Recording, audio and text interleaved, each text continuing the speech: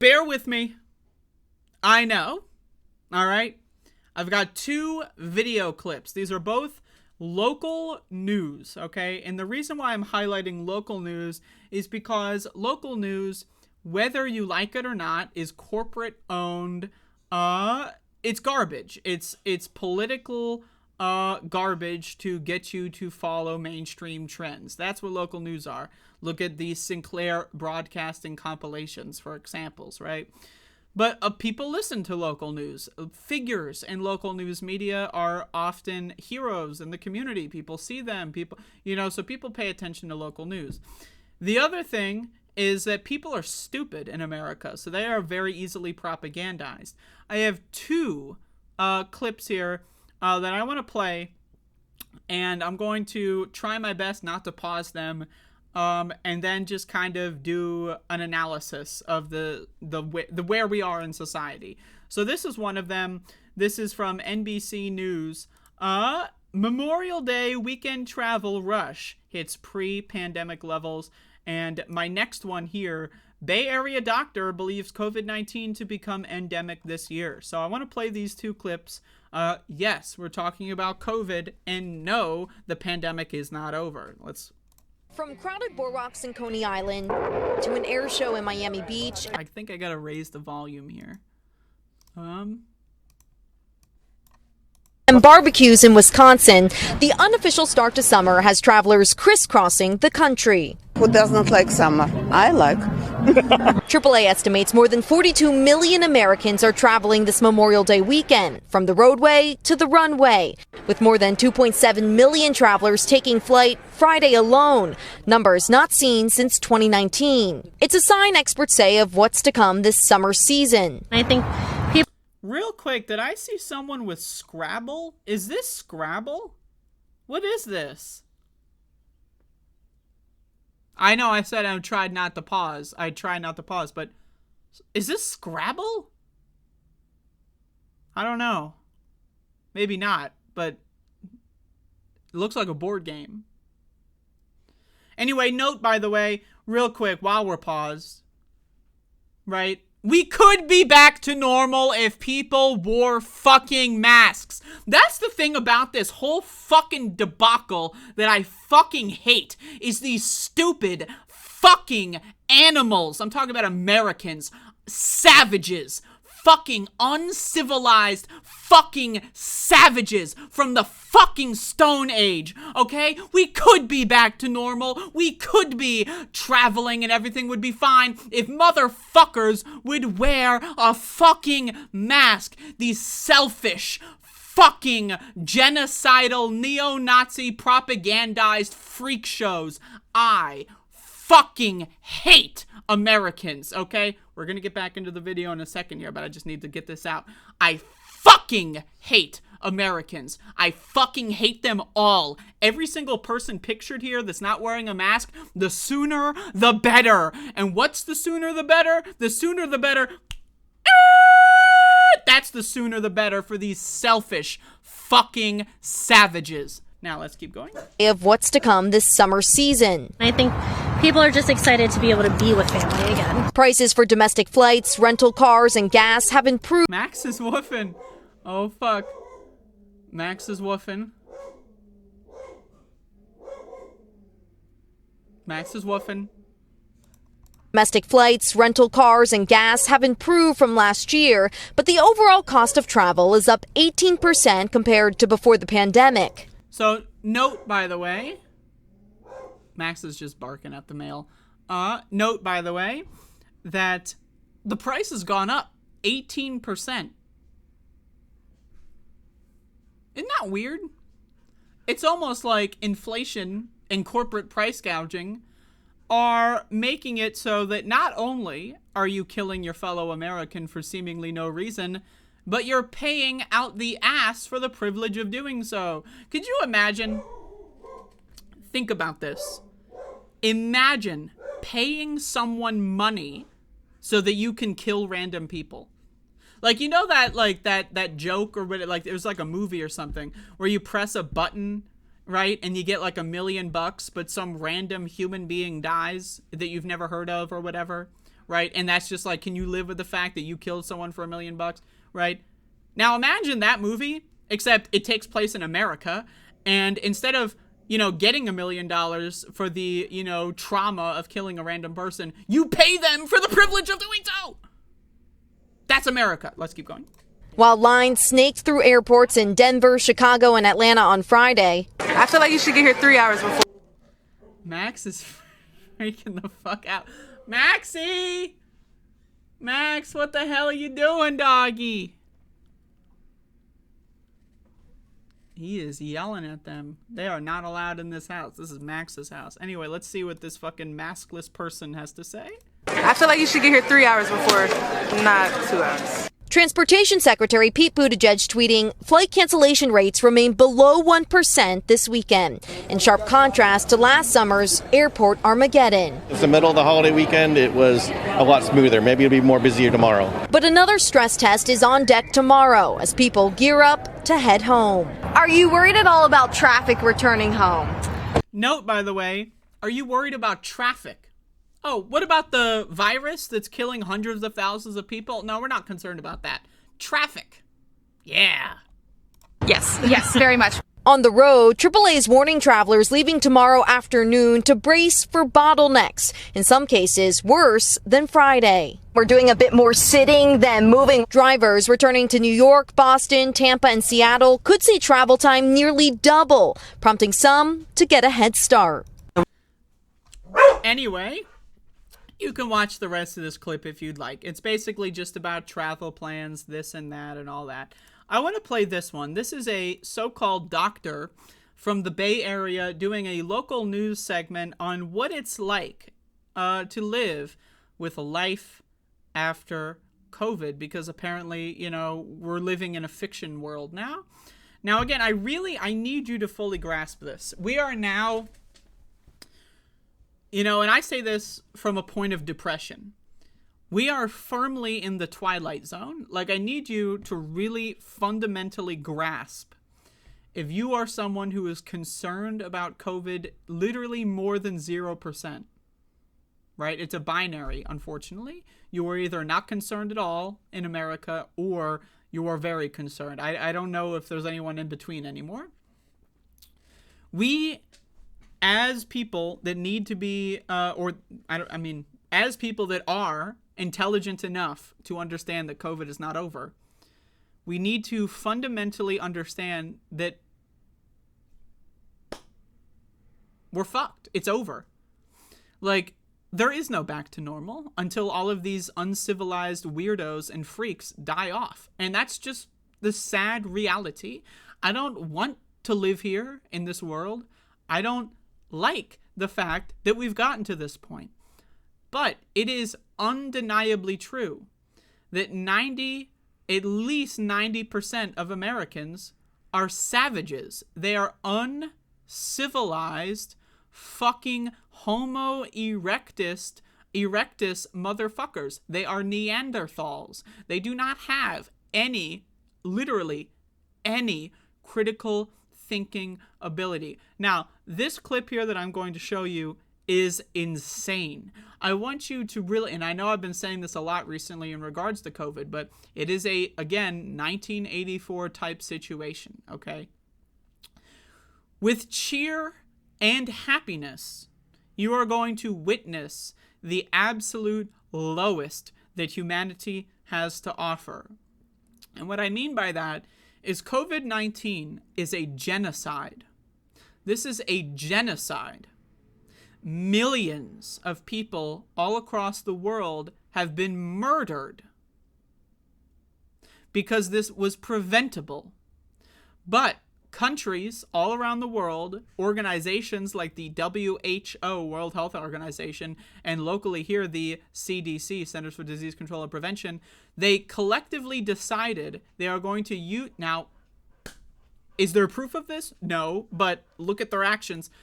They have collectively decided that they're not going to do anything to stop a preventable illness. Americans have decided, a mask that doesn't affect me whatsoever? Well, I'd rather not wear that and kill people. Watch this clip. And if this shit does not make you want to cry yourself to sleep every night, I really don't know what else could. I mean, you're either a broken person, or you're a psychopath. Those are the only two options here. As health emergencies end across the country and in the Bay Area, infectious diseases experts finally say with confidence that we could collectively breathe a maskless sigh of relief. I think this is a critical year because this is a year when COVID will become endemic. UCSF infectious diseases expert Dr. Peter Chin-Hong says COVID is becoming predictable thanks to the amount of immunity in society, as well as tools like treatment and vaccines. He believes yearly vaccines may only be needed by the most vulnerable and people over 65. We as a society have to be prepared for as. Factor in that 82% of Americans refused the latest vaccine. 82% of Americans are anti-vaxxers. Trump won. Joe Biden made America the country of anti-vaxxers. Okay, Joe Biden and Donald Trump, they fused, they did the fusion dance from Dragon Ball, and they became the ultimate COVID denier, and now 82% of Americans refused the vaccine. And now doctors are telling us, don't worry, you don't even need them. Doctors are trying to get the 18% of Americans that are still getting vaccinated, and he's trying to get that number to get even lower. Even lower. It's already at 18% of this country bothered to get a free, safe, effective vaccine.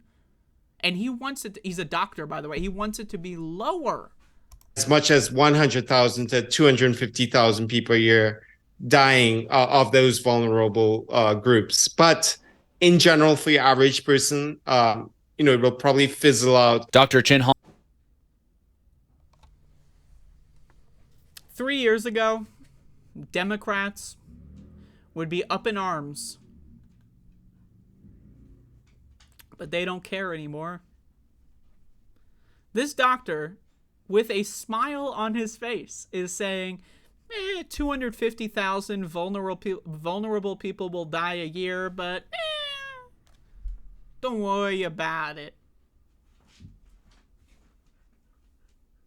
250,000. And now again, vulnerable people. This brings us back to genocide. This is a genocide. Okay? That's what we're dealing with. The poor, the vulnerable, the sick, the unhealthy are being systematically culled from society. And that's just a fact. That's just a fact. We know for a fact that poor people are less likely to go to the doctor when they're sick. We know for a fact minority populations, like the black community, are more likely to have social disadvantages, which leads them to work in service industry jobs. You can't work from home, right? So we know for a fact, the numbers are public. The poorer you are, the more likely you are going to die from COVID. But it's not a binary. You can get sick with COVID and survive and become permanently ill. Autoimmune diseases. We have found that COVID is very similar to HIV in how it targets your immune system. At Davos, the World Economic Forum, I covered this earlier this year, they had every single room. In order to enter or to move through a doorway, you needed to take a rapid COVID test. They had HEPA filters, wall to wall. They had UV lights that were designed to penetrate and kill COVID in midair. Okay? That's what the billionaires are doing. While they are convincing you that hundreds of thousands of sick people dying every year is good. The average life expectancy in the United States of America is collapsing. We have lost about 4 or 5 years on our average life expectancy over the last couple of years here. The first time in American history that is reversed, that life expectancy is going down.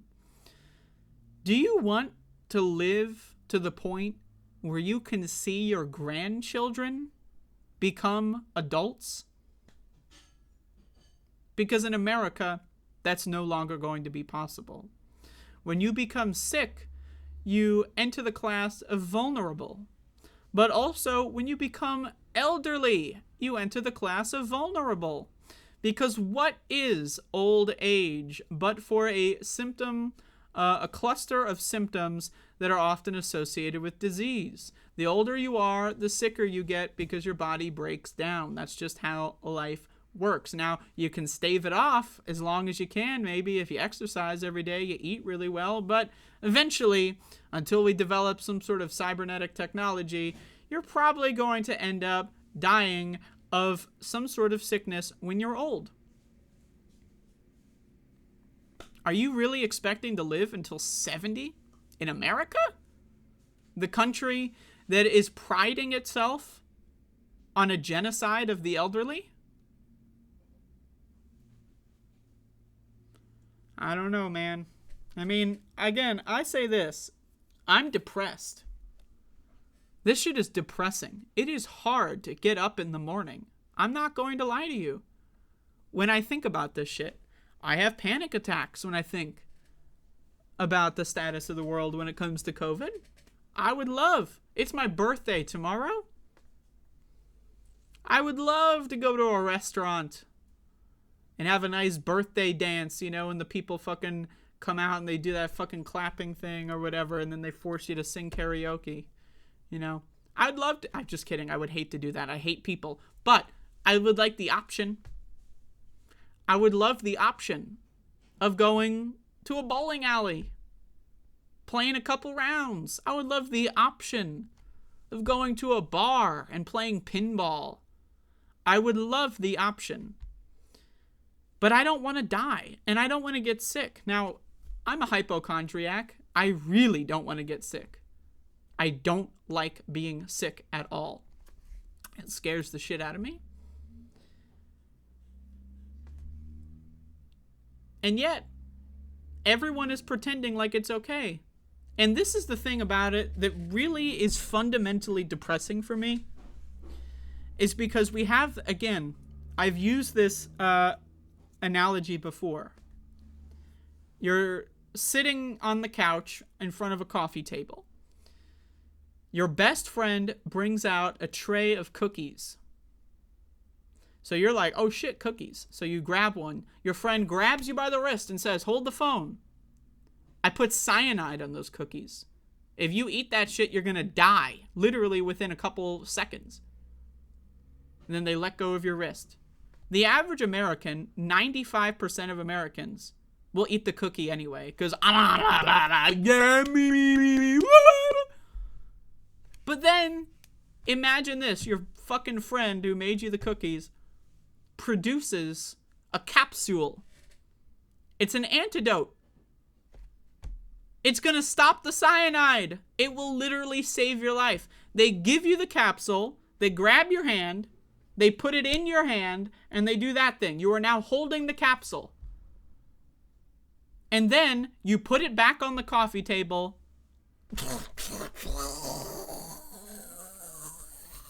And die from the cyanide.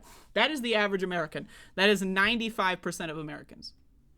They will eat the poisoned cookie. They will spit in their hair. They will eat the poisoned cookie and not even take the antidote, even if it would save their life. And what are we talking about here? Masks. We've had masks for 100 years. We've had them. We know that they work. And all of a sudden, America says no, fuck masks. I'm going to spend hundreds of dollars on denim and brand name shoes and purses, and I'm going to spend all this money on jewelry and hats and brand name sweaters and cardigans, but a mask.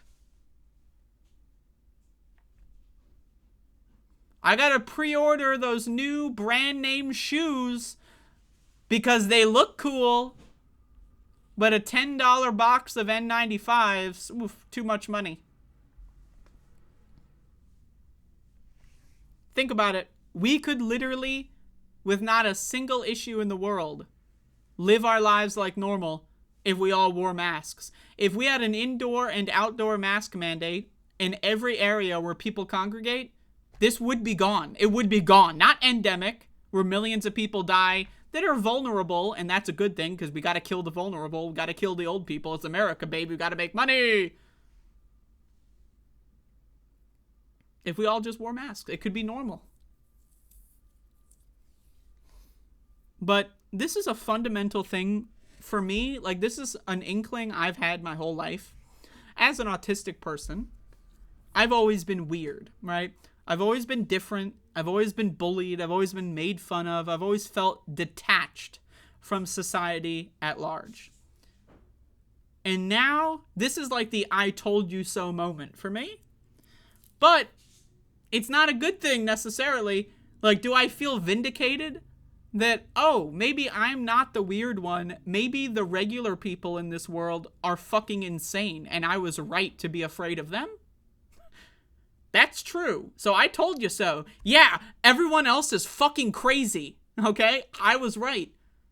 But then, it's the crushing realization that the world was built for and is operated by people that want me to die. People that think vulnerable people, 250,000 die every year. As long as I can go to Outback Steakhouse. You know, it's fucking horrifying. It is. It's a horror film. And we're watching it play out in real time. So I remember when it was 2020, and I remember having my first birthday during the pandemic. And I was thinking to myself, damn, I hope that May 2021 we have a vaccine. And we did. We did have a vaccine in May of 2021. And no one took it. So, I don't know, man. I really don't know what to say, but I don't have any answers. I don't have any solutions. I can tell you, I am depressed. This is depressing. I mean, just think about the tragedy. 250,000. Like, the previous acceptable death metric was 40,000 a year dying from the flu.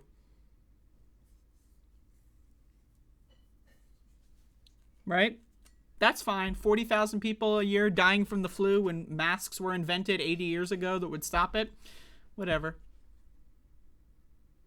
And now, that 40,000, some years it wasn't even less. It was like 20,000. But that's still unacceptable to me. But still. Now it's 250. With a smile on our face. The acceptable metric of mass death has increased 5-fold, and that's good news.